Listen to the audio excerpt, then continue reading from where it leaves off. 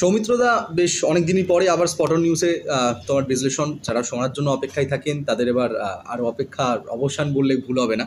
তোমার যে প্রথম প্রশ্নই রাখবো যে এবার ফাইনাল, আইএসএল ফাইনালে মুখোমুখি মোহনবাগান বেঙ্গালুরু। এর আগে 2021-22 মৌসুমে মুখোমুখি যখন হয়েছিল ট্রাইব্রেকারে মোহনবাগান জিতে গেছিল আইএসএল কাপ, সেখানে আরও একটা হাতছানি দিচ্ছে কাপ জয়ে। পরপর দুটো চ্যাম্পিয়ন হলো, আইএসএল লিগ শিল্ড, তারপরে কাপ, যেটা গত মৌসুম করতে পারিনি। এই বেঙ্গালুরু আর মোহনবাগান দুই দল যে পরিস্থিতিতে এখন রয়েছে, ওদের বিদেশি, মোহনবাগানের বিদেশি, ভারতীয় স্কোয়াডও দুই দলেরই তুল্যমূল্য বেশ ভালোই। কতটা সম্ভাবনা রয়েছে মোহনবাগানের, কীভাবে বিশ্লেষণ করছো তুমি? দুটো টিমকে যদি আলাদা করে দেখা যায়, এছাড়া গোয়া উঠতে পারত। আদারওয়াইজ এই দুটো টিম এবছর মানে ভীষণভাবে ধারাবাহিক। বেঙ্গালুরু সিজনটা স্টার্ট দুরন্ত গতিতে করেছিল, প্রথম 5-6টা গেম ক্লিন শিট, জেতা না হারা, আরও বেশি প্রপার ওয়েতে শুরু করেছিল মোহনবাগান। প্রথমটা একটু স্ট্রাগল করছিল, বাট তারপরে যে গতিটা ধরেছে সেটা কিন্তু এখনও চলছে। ইয়েস, জামশেদপুরের এগেনস্টে ফার্স্ট লেগে ম্যাচটা নেগেটিভ রেজাল্ট হয়েছিল, কিন্তু তারপরে সেটাকে রেকটিফাই করে নিয়েছে হোম গ্রাউন্ডে। তবে তুল্যমূল্য একটা লড়াই অবশ্যই হবে এই পার্টিকুলার ম্যাচটায়। অর্থাৎ যে কোনো ফাইনালের ম্যাচে কেউ এগিয়ে পিছিয়ে শুরু করে বলে আমার মনে হয় না। সেই দিনটাতে কে তাদের নার্ভ সেইভাবে হোল্ড করতে পারবে, ম্যাচের রেজাল্ট তার উপরে নির্ভর করছে। এবং কনসেন্ট্রেশন, ফোকাস, তার সঙ্গে ক্লিনিক্যাল হতে হবে, গোল স্কোরিং অপরচুনিটিগুলোকে কাজে লাগাতে হবে। যে টিম সেই ক্ষমতা দেখাতে পারবে সেই টিমের হাতে ট্রফিটা উঠবে। তবে পার্সোনালি আমি মনে করি যে মোহনবাগান দলে এত বেশি ইন্ডিভিজুয়াল ব্রিলিয়ান্স রয়েছে প্লেয়ারের সংখ্যা এতটাই বেশি, যেটা আমার মনে হয় যে ব্যাঙ্গালোরের তুলনায় নিশ্চিতভাবেই কিছুটা হলেও বেশি।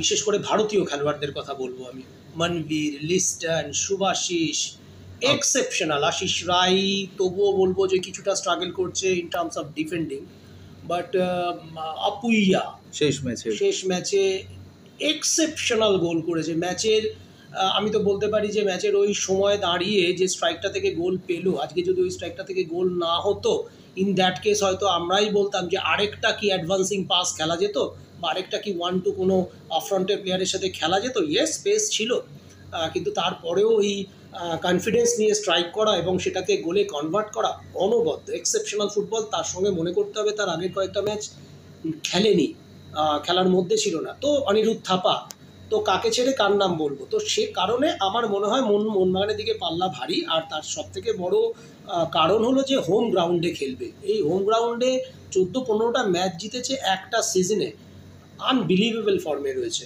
তো সব মিলে মোহনবাগানের অ্যাডভান্টেজ তো একটু হলেও বেশি। দুই দলের যদি বিদেশিদের তুল্যমূল্য লড়াইয়ের কথা বলি, মোহনবাগানের তো দুই স্টপার নিঃসন্দেহে জিমি ম্যাকলারেন, দিমিত্রি আপ ফ্রন্টে রয়েছে, তারা চমৎকার খেলছে। পাশাপাশি এদের মেন্ডেজ রয়েছে, যে সুনীলের জায়গায় এখন শুরু করছে, সুনীল পরবর্তী হিসাবে নামছে। পেরেরা দিয়াজ, নগুয়েরা রয়েছে, পেদ্রো কেপা রয়েছে। তো এই লড়াইটা কিভাবে দেখছো তুমি দুই দলের বিদেশিদের মধ্যে? আরেকজন খুব ইম্পর্টেন্ট প্লেয়ার রয়েছে ব্যাঙ্গালোরের টিমে, সেটা হলো রায়ান উইলিয়ামস। রায়ান উইলিয়ামস সিজনের প্রথম দিকটা শুরু করেনি, কিন্তু তারপরে যখন শুরু করেছে হি নেভার লুক ব্যাক। গোল করা, অ্যাসিস্ট করা, আমার মনে হয় 7-8টা অ্যাসিস্ট হয়ে গেছে, 5-6টা গোল হয়ে গেছে। আর ট্র্যাডিশনাল উইঙ্গার, আর পেসটা অসম্ভব ভালো। এবং বহুদিন পরে একটা উইঙ্গারকে দেখলাম যে কিনা রাইট চ্যানেল, রাইট টাচ লাইনটা ভীষণ পজিটিভ ওয়েতে ইউটিলাইজ করে, পেসটা দুরন্ত, এবং ডান পায়ের একটা আউটসাইড দিয়ে তারপরে যেটা করে পিন পয়েন্ট ক্রস, সেই বিষয়ে রায়ান উইলিয়ামস কিন্তু সিদ্ধহস্ত। এবং তার সঙ্গে সঙ্গে জুড়তে হবে মাঝে মাঝে কাটিং করে বাঁ পায়ে ইনসুইং নেওয়ার প্রচেষ্টা। সব মিলে শুভাশিস উইল বি টেস্টেড, এবং তাকে কিছুটা সাপোর্ট করতে লিস্টনকেও আসতে হবে।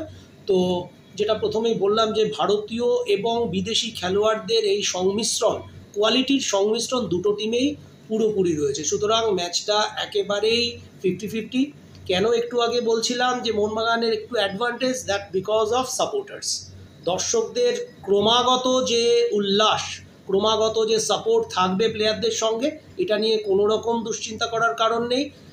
অনেক বেশি সংখ্যক দর্শক আরও আসতে চাইছে, এবং আমি অলরেডি টিকিটের হাহাকার দেখতে পাচ্ছি দীর্ঘদিন পরে, ডার্বি বাদ দিলেও। কারণ মোহনবাগান একটা দারুণ জায়গায় রয়েছে যেখানে এই সিজনের দ্বিতীয় ট্রফিটাকে ছুঁতে পারবে। তো সব মিলে অবশ্যই কোয়ালিটি একটা ম্যাচ দেখার আশায় দর্শকদের চাহিদা থাকবে মোহনবাগান ট্রফি জিতবে। আমরা বাঙালি হিসেবে আমরাও চাইবো বাংলার দল চ্যাম্পিয়ন হোক, তবে ওভারঅল একটা কোয়ালিটি ম্যাচ দেখার আশায় থাকবো। সুনীল ছেত্রী পরেই নামছে সাবস্টিটিউট হিসেবে, তবে সুনীল যখনই সুযোগ পাচ্ছে, গত ম্যাচেই কথা বললে একটা হেড থেকে চমৎকার গোল করেছে সুনীল। মানে সুনীলের এই যে আবার বেঙ্গালুরুর জার্সি গায়ে এটা জ্বলে ওঠার প্রবণতা যখন মাঠ হয় যুব ভারতী ক্রীড়াঙ্গন, এটা কতটা ফ্যাক্টর? স্ট্যাটিস্টিক্স বলছে বিগত বেশ কটা হোম গ্রাউন্ডে মোহনবাগান ব্যাঙ্গালোরের এগেনস্টে গোলই কনসিড করেনি, এটা স্ট্যাটিস্টিক্স বলছে। সেখানেও কিন্তু দীর্ঘ বছর ধরে সুনীল খেলেছে। এই পোর্শনটাকে আমি বাদ দিয়ে সুনীলের জ্বলে ওঠা শুধুমাত্র যুব ভারতীতে, তাহলে তো সুনীল অন্তত একটা করে গোল প্রতি ম্যাচে করতো মোহনবাগানের এগেনস্টে, যেটা স্ট্যাটিস্টিক্স বলছে। কিন্তু আমি মনে করছি সেটা নয়, কিন্তু সুনীল এখনও তার মধ্যে যে বারুদটা রয়েছে সেটা, যেটা এবছর একটা খুব এমন একটা সিচুয়েশনের মধ্যে সুনীল চলেছে যে ইন্ডিয়ান টিমে কামব্যাক করা, সেটা সবাই ভালো চোখে দেখেনি। সেই একটা মেন্টাল প্রেশার ওর মধ্যে রয়েছে, সেইটাকে কাটিয়ে ওঠার একটা ওর অনবরত চেষ্টা থাকবে, যেটা আমরা লাস্ট দুটো একটা ম্যাচে অ্যাজ এ সাবস্টিটিউট এসে গোল করেছে, আর সিজনে 14টা সম্ভবত গোল হয়ে গেছে, এবং বেশ কিছু গোলও সাবস্টিটিউট বেঞ্চ থেকে এসে পড়ে গেছে।